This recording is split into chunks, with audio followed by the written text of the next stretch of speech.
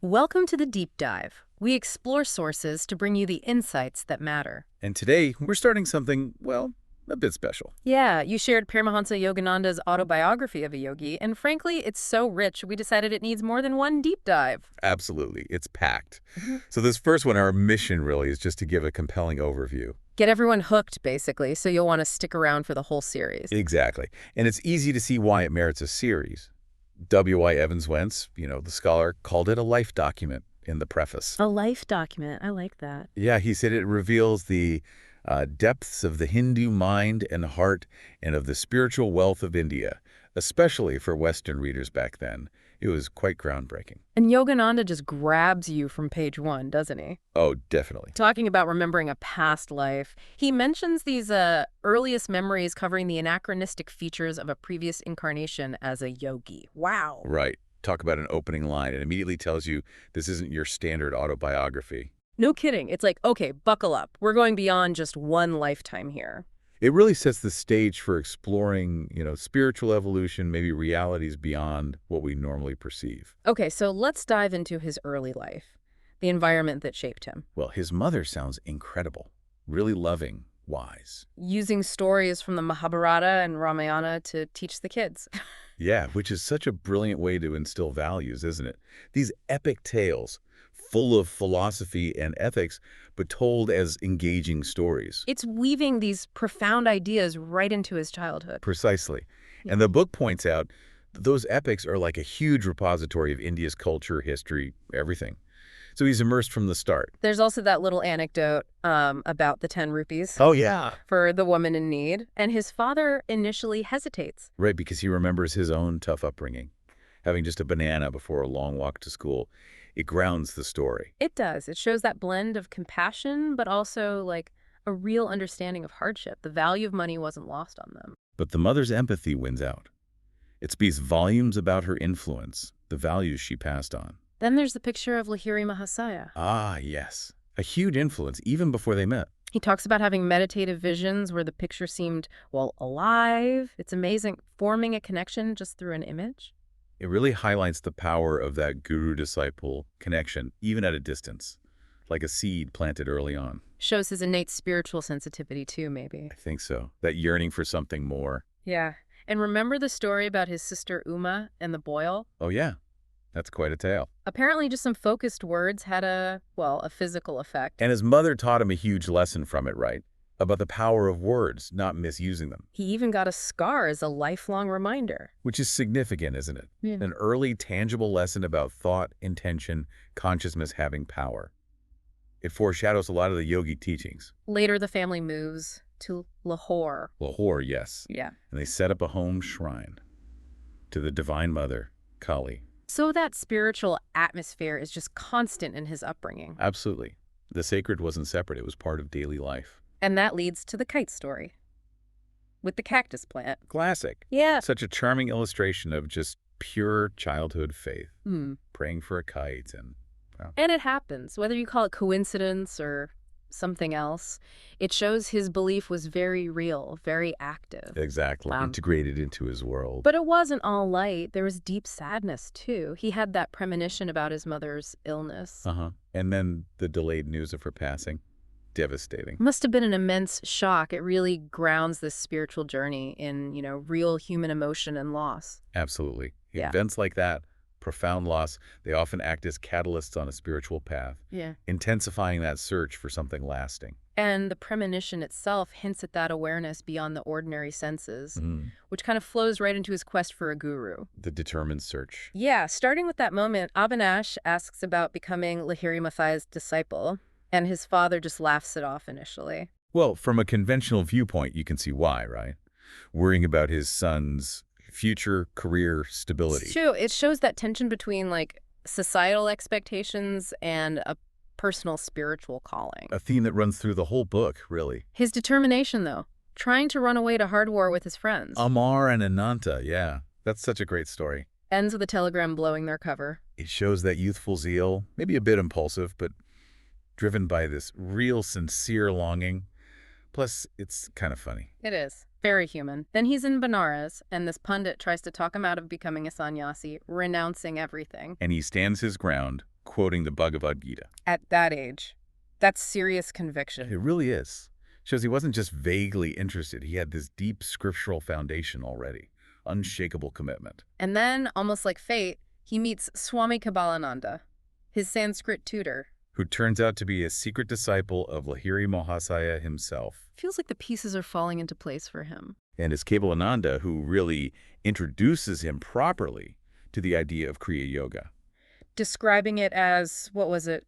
The most effective device of salvation through self-effort. And a scientific technique for union with the divine. That scientific technique part is interesting. Sounds very direct, very practical. I think that phrasing was key, especially later for Western audiences. Mm. It suggested something structured, experiential, not just faith, but a method, and self-effort empowering the individual. The book is just full of these incredible encounters, isn't it? Saints, wonders. Oh yeah, like Nagendranath Paduri, the levitating saint. And his friend Upendra just can't believe it, totally incredulous. Understandably. And the saint's explanation, losing bodily grossness through pranayama. Pranayama, those specific yoga breathing techniques, the idea they can affect the physical body so profoundly, it definitely challenges our usual assumptions. It pushes boundaries, doesn't it? Yeah. Whether you take it literally or symbolically, it points to the potential of consciousness, transcending limitations. Pranayama offers a hint of the how. Then there's Gonda Baba in Calcutta. The perfumed saint, manifesting fragrances. But Yogananda admits feeling like a bit reserved about it. Skeptical isn't quite the right word, maybe. Reserved, yeah. It's telling. It hints at a distinction between genuine inner realization and just showing off Siddhi's psychic powers. So his focus was always deeper, beyond the phenomena. Seems like it. He wasn't easily impressed just by miracles. He was seeking God realization itself. Then he meets another, the flower perfume saint in Brindaban, who talks about the human heart. It's like each encounter offers a different facet. Exactly. Broadens the picture of the spiritual landscape. And we can't skip the tiger tamer story. Oh, that's unforgettable. A child's conviction facing this wild animal, the father's dread, the surprising outcome. It's just gripping. A powerful allegory, too, isn't it? Faith, inner strength, overcoming huge obstacles. Definitely. Which brings us, finally, to meeting his master, Sri Yukteswar. The pivotal moment. He talks about this intense longing for direct experience, his time at Dayananda's hermitage. But then he meets Sri Yukteswar and instantly knows him. From the visions he'd had, that recognition must have been overwhelming. Absolutely. It validates everything that came before and signals the start of this incredibly transformative relationship, Sri Yukteswar's joyful welcome. Like, oh, you've come. He describes Sri Yukteswar's presence, how he immediately offered his hermitages. Mm-hmm. But the real core seems to be the guru's focus on wisdom and God contact. Those are the real treasures. Exactly. Not worldly things. Inner spiritual wealth. And that definition of true love, without condition, without boundary, without change. Wow. It's beautiful and profoundly challenging. It sets such a high bar compared to our usual conditional affections. Sri Yukteswar embodies this blend of authority and deep love. So the book then moves into key teachings. Maya comes up. Right. Often translated as illusion. But it's more complex than just not real, isn't it? Yeah. Oh, much more. It's the idea that our everyday perception, through the senses, it sort of veils a deeper, unified reality. Saints, the book says, see through that veil, attuned to the creative cosmic dreamer. Like watching a movie and getting lost in it, forgetting it's just projections. That's a great analogy. Maya is the movie of ordinary reality that hides the unchanging truth behind it all. A core idea in Eastern thought. He also brings in J.C. Bose, the scientist. Yeah, the famous Indian scientist. Yeah. His work on plants and animals having a form of consciousness. Showing shared consciousness, basically. And Yogananda links this to ancient yogic ideas. It's fascinating. Science validating these ancient spiritual insights about the interconnectedness of life, suggesting consciousness isn't just a human thing. We also hear about Master Mahasaya's deep spiritual states. And his ability to answer unspoken thoughts. Suggests a whole different level of communication is possible, right? A transcendence of the usual boundaries. And Sri Yukteswar himself is portrayed as this peerless interpreter of scriptures, hugely influential on Yogananda's understanding. Providing that intellectual framework for the direct experiences. Exactly. And meditation is central, of course, cultivating oceanic minds. Oceanic minds. I love that phrase. Minds undisturbed by the constant mental chatter. Wouldn't that be nice? That state of deep inner peace. Definitely something to aspire to. And the idea that real wisdom might be hidden, Yeah, that Sri Yukteswar looked perhaps outwardly ordinary to some. but had achieved identity with the ruler of time and space. It's humbling. Don't judge a book by its cover, literally. Mm-hmm. And he also introduces the single eye, or spiritual eye. The Ajna chakra, between the eyebrows, center of intuition, higher consciousness, and yogic thought. Right, a key point of focus in many meditative practices. Sri Yukteswar seems to embody this balance, deep wisdom, but also practical guidance for his disciples. So, stepping back a bit, Yeah. we're starting this series.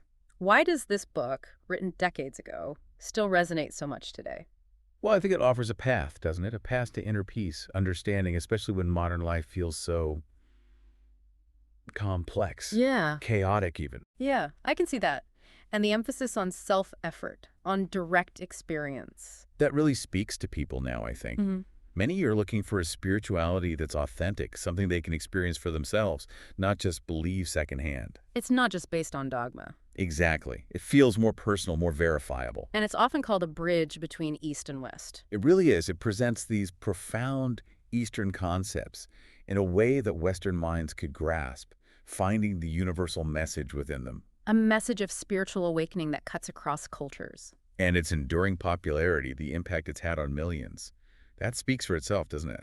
It clearly meets a deep need for meaning beyond just the material world. Presents yoga not just as exercise, but as this comprehensive spiritual path. Accessible to anyone, really, regardless of background. Its appeal is timeless because the questions it addresses are timeless. Okay, well, this has definitely just been a first look, hasn't it? Barely scratched the surface. Oh, absolutely. There's so much more wisdom, so many more incredible stories in this book. But hopefully for everyone listening, this gives a real taste. Maybe spark some of those aha moments. Yeah, the surprising insights that make exploring sources like this so worthwhile. We hope it shows that the book offers not just knowledge, but real inspiration. Maybe even some practical ideas for personal growth. We certainly found that. So it leaves us with a question to mull over, maybe. Okay. Could this ancient wisdom of yoga, presented so vividly in Yogananda's life story, actually hold a vital key for us now? For navigating our modern challenges, finding deeper fulfillment. That is definitely a question worth pondering, a big one. It is. And we really hope you'll join us for the next deep dives into Autobiography of a Yogi. Yeah, we're looking forward to going much deeper into the teachings, the stories, and the enduring wisdom it holds.